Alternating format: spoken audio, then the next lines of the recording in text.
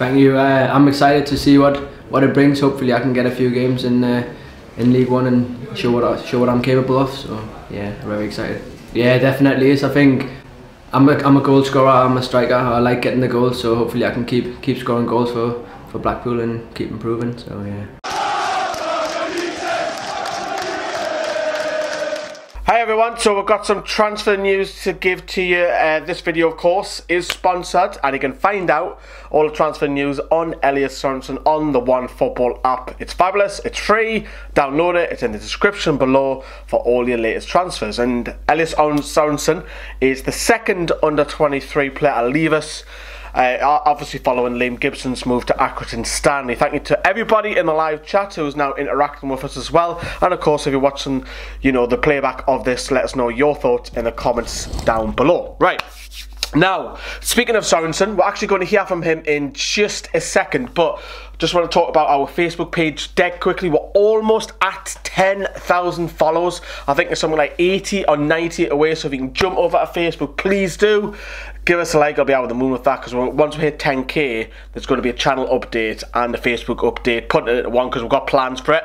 And going back to the topic, Elias Sorensen, right, back to that. 19 goals this season, really, really good.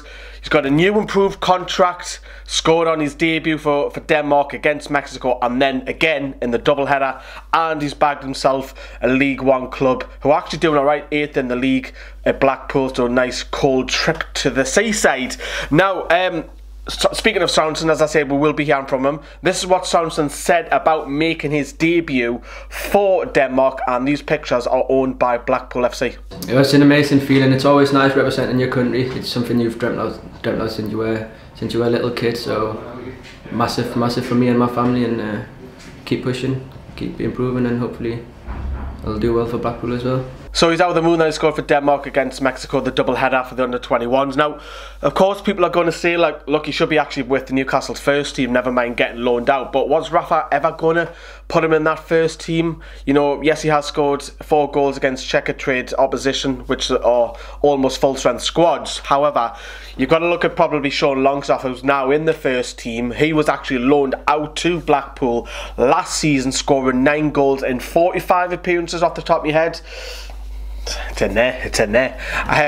But this is what actually said, because he's actually spoken to Sean about the move, and this is what Elias said about that. Yeah, definitely is. You see Sean getting a few games in the Premier League now. I've seen he went away to Blackpool, he's been at Kilmarnock, so a few loan spells for him worked very well, and he's doing well in the Premier League now. So spoke to him about it. He liked it when he was here, so I thought it would be a great opportunity for me as well. I obviously spoke to Sean about it. Now, as I say earlier on in the video, Blackpool are sitting 8th in League One, trying to get in the playoffs. So I think they're about 6 points off it, I believe, at the top of my head. But guess who they play on the 12th of February? You've guessed it, in League One, it's Sunderland. Now, obviously, we'll be keeping an eye on that, because if he scores, I'm sure Twitter will have a field day about that as well. Now, of course, he's going to be excited that he's going to be playing first team football. Well, now that. And it's a massive step for him. Look, you can see that the under-23s, his kids, he's proven that he's come from that. Because remember, last season, Sorensen was playing for the under-18s, and this was a massive step up this season to go to the under-23/under-21s. And he's doing the business, 19 goals. So you needed to be playing first team football, and if it's not with our first team, people say he's better on Hostler. Well, it's a massive step to go into the first team, so I think it is right to get him out on loan.